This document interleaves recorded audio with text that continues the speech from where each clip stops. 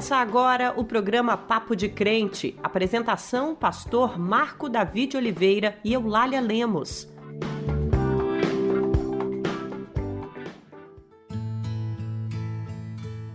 A paz do Senhor, meu irmão, a paz do Senhor, minha irmã, coisa boa é estar com você mais uma vez.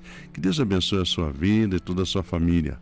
Em 10 de outubro é celebrado o Dia Nacional de Luta contra a Violência à Mulher, data que nos convoca a refletir sobre a realidade dessa violência e nos chama a agir. Em Lucas 13, 12 e 13 diz assim: quando Jesus a viu, chamou-a e disse: mulher, você está livre da sua enfermidade. Então colocou as mãos sobre ela e imediatamente ela se endireitou e começou a louvar a Deus. Esse gesto de Jesus ao curar a mulher é uma poderosa demonstração do respeito e da compaixão que ele tem por cada mulher. Ele a dignifica, restaura a sua saúde e a liberta do sofrimento.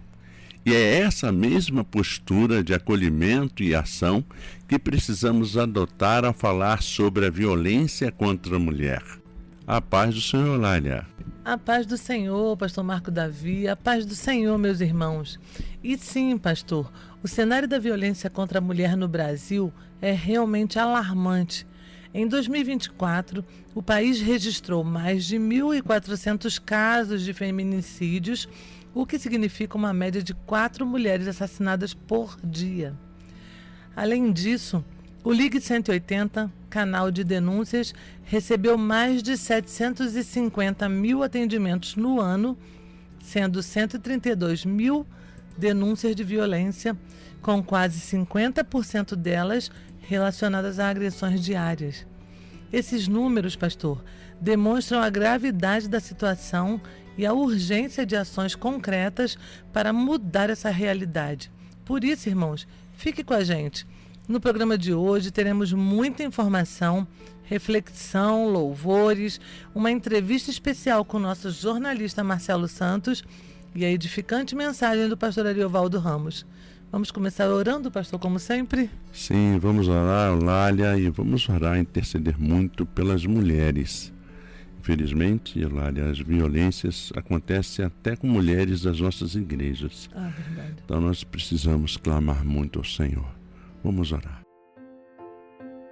Senhor, nós te agradecemos pela vida. É muito bom viver, ó Deus, e saber que esse é um dom do Senhor. Verdade, Pai. Muito obrigado, Deus querido, por esse programa e que, ó Deus, esse assunto de hoje possa ser, ó Deus, de profunda reflexão e que cada uma que ouvir, ó Deus querido, esse programa, Senhor Deus, sejam confortados, sejam direcionados também, ó Deus, para que tenha uma postura adequada, Senhor Deus, diante de um tão grave problema. Senhor, nós queremos pedir que o Senhor abençoe, ó Deus, cada mulher deste país, evangélica ou não, que o Senhor esteja protegendo-as, que o Senhor esteja dando paz a elas e que, Senhor Deus, aqueles que são violentadores, ó Deus, sejam denunciados e assim sendo, ó Deus querido, se cometerem de fato, ó Deus querido, crime, que eles sejam responsabilizados. Deus, as mulheres que estão sofrendo hoje, que vão ouvir até o nosso programa, que, ó Deus, esse programa, Deus, possa ajudá-las a encontrar caminhos, a conversar, a falar sobre a situação que estão enfrentando. Deus, tenha misericórdia de todas as mulheres deste país. Nós oramos em nome de Jesus. Amém. Amém. A cura logo vem, não há como impedir. Os rios do Espírito estão passando por aqui. A nuvem da unção repousa sobre nós. É hoje o dia de romper, não há como impedir.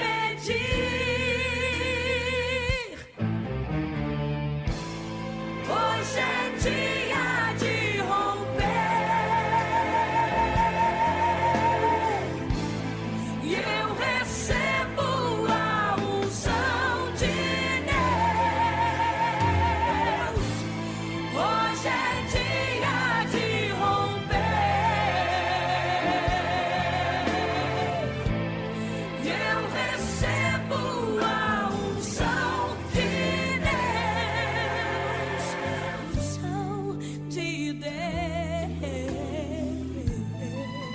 Você acabou de ouvir A Cura com Cassiane.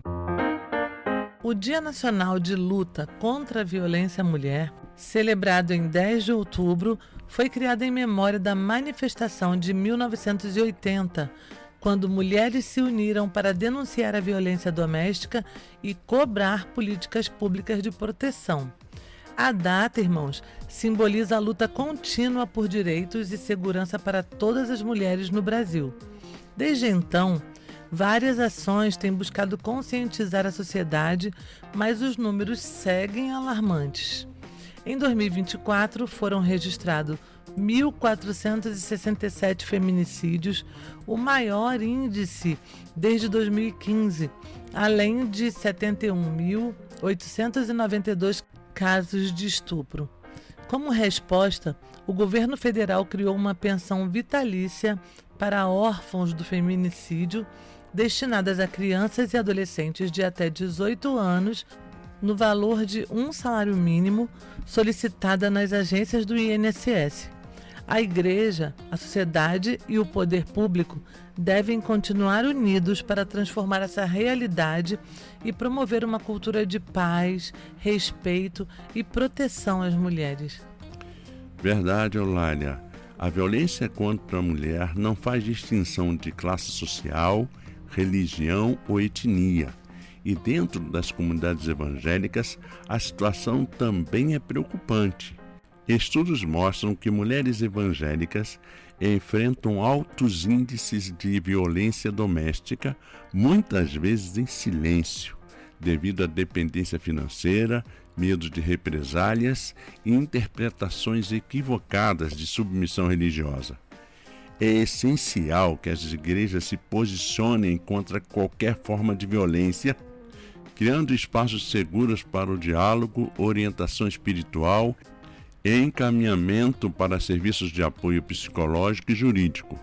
Além disso, é fundamental conscientizar sobre os direitos das mulheres e promover a aplicação da Lei Maria da Penha, uma ferramenta importante na proteção das vítimas. E a Igreja, pastor, tem um papel fundamental no combate à violência contra a mulher. Além de oferecer suporte espiritual e emocional, a Igreja deve ser uma voz ativa na denúncia e prevenção dessa realidade.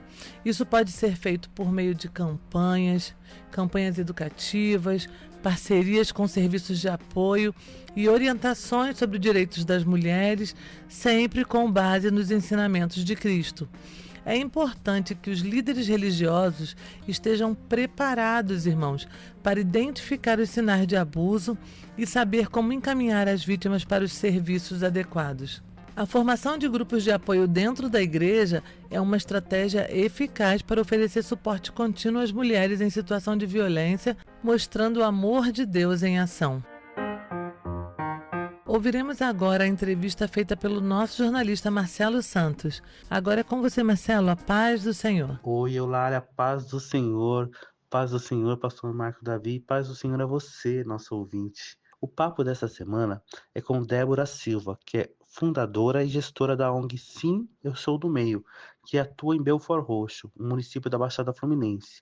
Para ter uma ideia, a cada 4 feminicídios registrados no estado do Rio de Janeiro, um acontece na Baixada Fluminense. Débora, muito obrigado por atender o Papo de Crente. Obrigada, Marcelo, e a todos os ouvintes pelo convite para participar do Papo de Crente.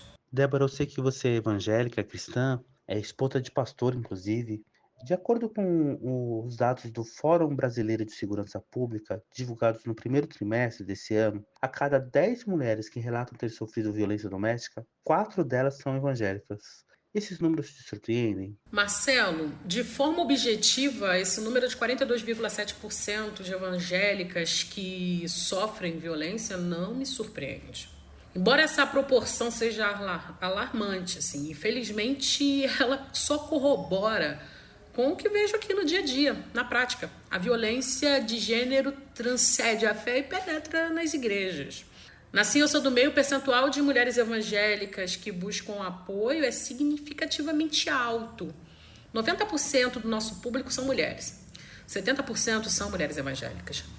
Isso é uma realidade na Baixada Fluminense. E ela acaba refletindo essa estatística nacional. Eu acho que precisamos pensar que a crítica central aqui, ela recai sobre a cultura de silêncio e a falha institucional nas igrejas. O ambiente religioso, muitas vezes, atua como uma barreira para que essa mulher denuncie, ao invés de ser um lugar em que ela pudesse se refugiar. Isso ocorre porque muitas igrejas, né, eu não vou dizer todas, mas muitas igrejas, ela prioriza a família em detrimento da vítima. Pede para que essa mulher perdoe, ore mais, se submeta para a restauração do casamento, por exemplo. E ignoram as suas seguranças físicas e psicológicas, não só dela, também dos seus filhos. E outra coisa que acho que é importante que a gente lidar muito aqui é o dogma da submissão.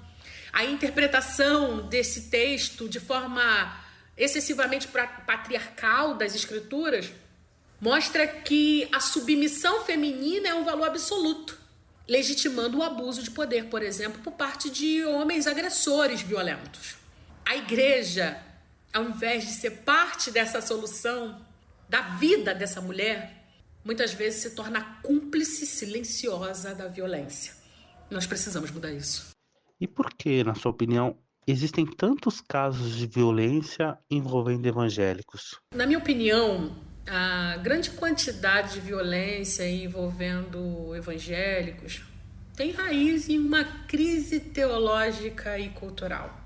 A principal causa, para mim, é a estrutura de poder patriarcal, que em muitas denominações confere a esse homem o papel de chefe, de líder, de cabeça. Isso não é o problema, mas isso de forma incontestável é o problema. E isso é usado por agressores como uma carta branca teológica para controle, para coerção, para violência, para o silenciamento. E aí soma-se a isso, e o que a gente vê aqui no cotidiano, nas escutas que a gente tem dessas mulheres, a falsa moralidade. Aquela coisa escondida que não pode ser dita, de crentes que cometem tais pecados e que precisa ser encoberto a qualquer custo. E as lideranças encobrem isso para preservar a imagem da instituição. Quanto à nossa atuação, a gente busca ser o máximo proativo. Mas a gente reconhece que também a gente é exceção a essa regra. A gente aqui, como eu disse anteriormente, a gente faz educações aqui preventivas em grupos, desmistificando a violência, ensinando mulheres sobre seus direitos legais, equipamentos que podem apoiá-las, ensinamos a Lei Maria da Penha, encaminhamento profissional. Por exemplo, aqui não dá só para ser oração. Essa mulher que é vítima, ela precisa de psicólogos. Não dá só para colocar a mão na cabeça e dizer, vai em paz, minha filha. Ela precisa de assistentes sociais que apontam seus direitos, que apontam caminhos para que ela consiga se emancipar. Como eu disse, a atuação de advogados como a Defensoria Pública está aqui presente. Não basta realizar eventos pontuais de levantar a mão, de catarse espiritual. É preciso uma revisão urgente das doutrinas de gênero, de raça e uma capacitação obrigatória das lideranças dessas igrejas. A igreja precisa ser o primeiro lugar, eu vou repetir, a igreja precisa ser o primeiro lugar onde uma mulher vítima de violência sente-se segura para pedir ajuda e não o último. E isso é o nosso dever, transformá-la de esconderijo de agressor em refúgio para as vítimas. É nosso dever fazer com que a mulher se sinta segura quando passar pelas portas das nossas igrejas. Numa cidade chamada Jericó, anunciaram que Jesus ia passar. Havia um homem humilhado, desprezado, solitário, pois não tinha como ver a glória de Deus.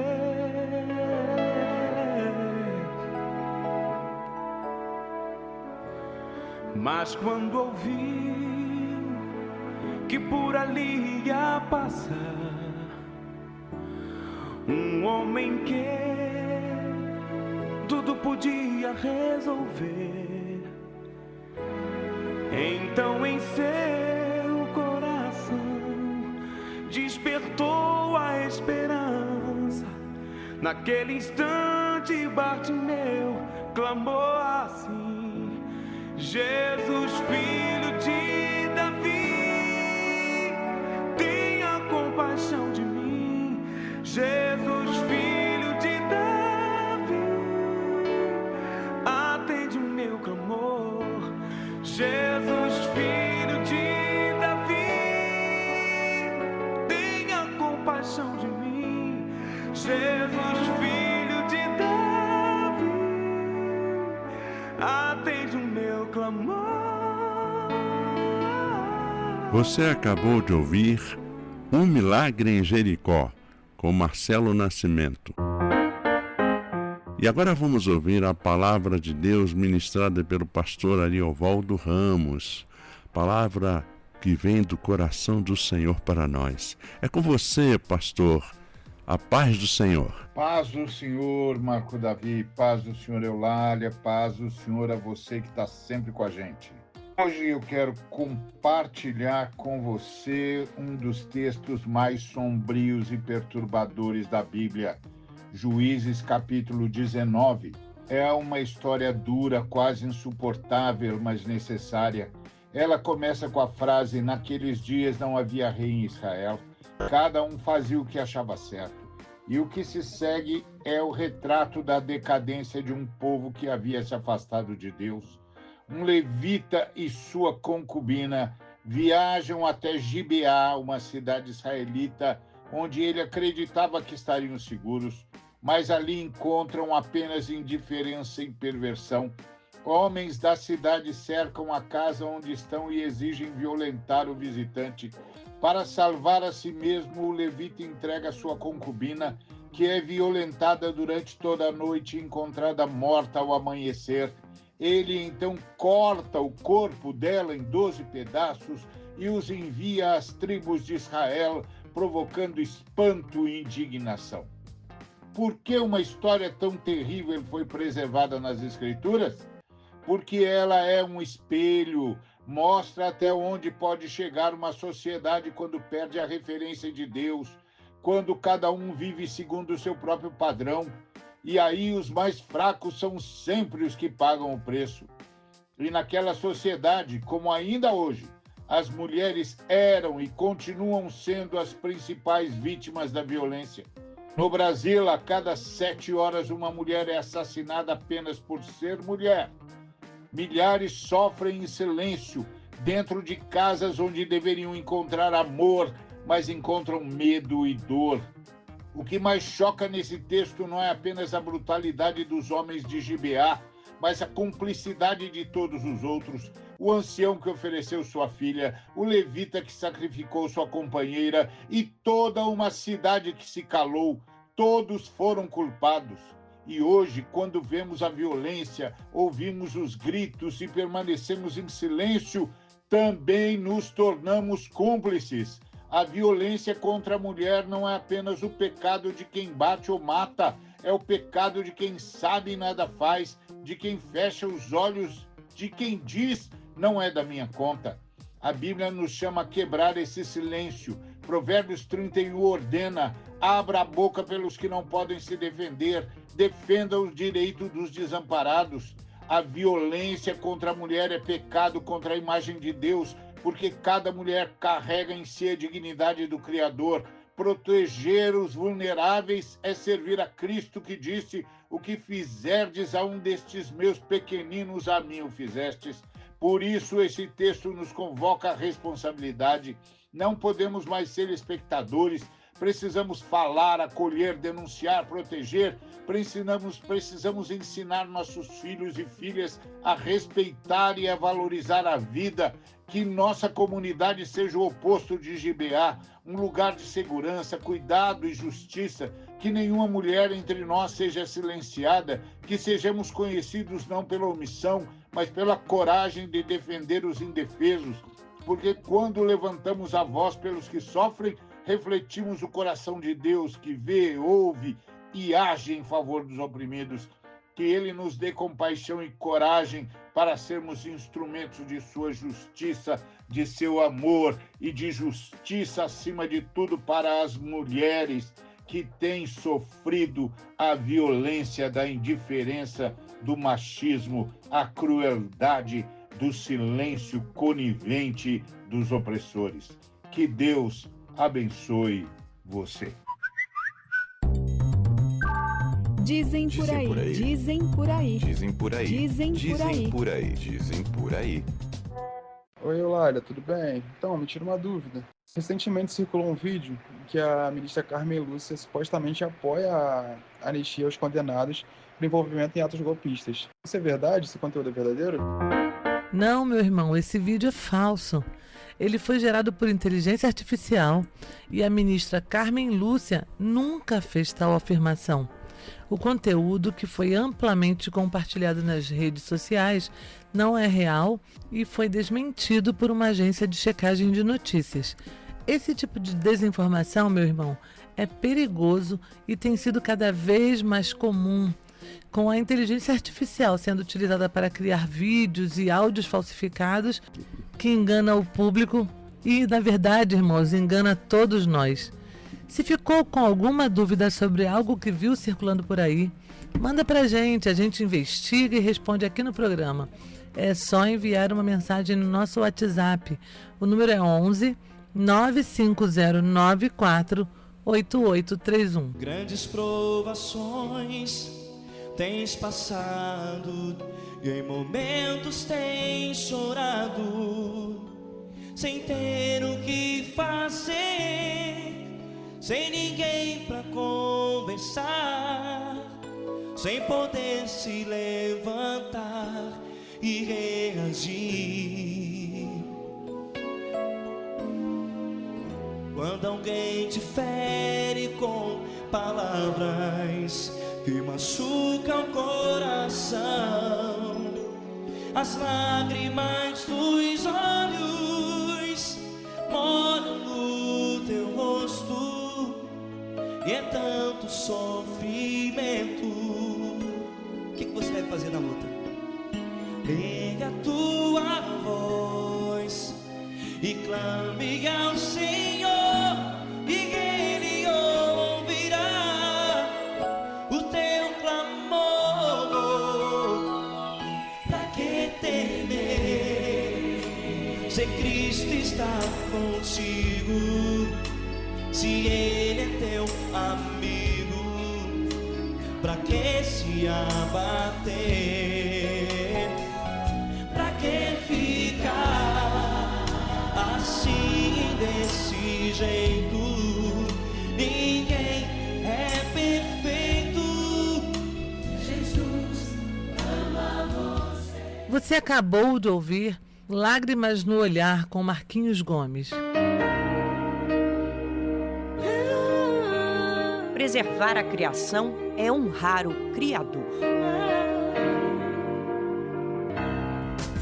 A maior floresta tropical do mundo, a Amazônia, está ficando mais quente e com menos chuvas. Um estudo publicado na revista científica Nature Communications mostra que o desmatamento é o principal responsável por essas mudanças. Os cientistas concluíram que 75% da redução das chuvas e 16,5% do aumento da temperatura estão diretamente ligados à perda da cobertura vegetal. Entre 1985 e 2020, a floresta deixou de receber cerca de 21 mililitros de chuvas por estação seca, o que representa uma queda de aproximadamente 8% nas precipitações. Se o desmatamento continuar nesse ritmo, Até 2035, a Amazônia pode registrar um aumento de 2,6 graus na temperatura média e redução de quase 30 milímetros de chuva a cada estação seca. Segundo os pesquisadores, esses números se aproximam do chamado ponto de não retorno, quando a floresta pode perder a capacidade de se regenerar. Os especialistas alertam que o período da seca é o mais preocupante. Menos chuva e mais calor favorecem as queimadas e colocam em risco o equilíbrio ambiental. Por isso, preservar a Amazônia é essencial não só para o Brasil, mas para todo o planeta. O Brasil celebrou no último dia 5 de outubro os 37 anos da Constituição Federal de 1988, marco fundamental da redemocratização do país. Conhecida como Constituição Cidadã, ela garantiu direitos essenciais como saúde universal, educação pública, seguridade social e a proteção das liberdades individuais. O presidente Luiz Inácio Lula da Silva destacou nas redes sociais que a Carta Magna representa a soberania e a força do povo brasileiro. Ele afirmou que a Constituição continua viva em cada conquista social e econômica do país, simbolizando o compromisso permanente com a democracia e a justiça. A campanha nacional de multivacinação para crianças e adolescentes de até 15 anos começou em 6 de outubro com o objetivo de atualizar a caderneta de vacinação. A ação, que vai até 31 de outubro, oferece mais de 6,8 milhões de doses de vacinas do Calendário Nacional de Vacinação 2025, incluindo imunizantes contra sarampo, febre amarela, HPV e poliomielite. O dia D de mobilização será sábado, 18 de outubro, com postos de saúde abertos para facilitar o acesso da população. Pais e responsáveis podem acompanhar a situação vacinal por meio da caderneta digital de saúde da criança, disponível no aplicativo Meu SUS Digital, que envia alertas sobre as próximas doses e atualizações em tempo real. O governo federal propôs mudanças no processo de obtenção da Carteira Nacional de Habilitação, a CNH, incluindo o fim da obrigatoriedade das 6 aulas em autoescolas para os exames teóricos e práticos nos DETRANs.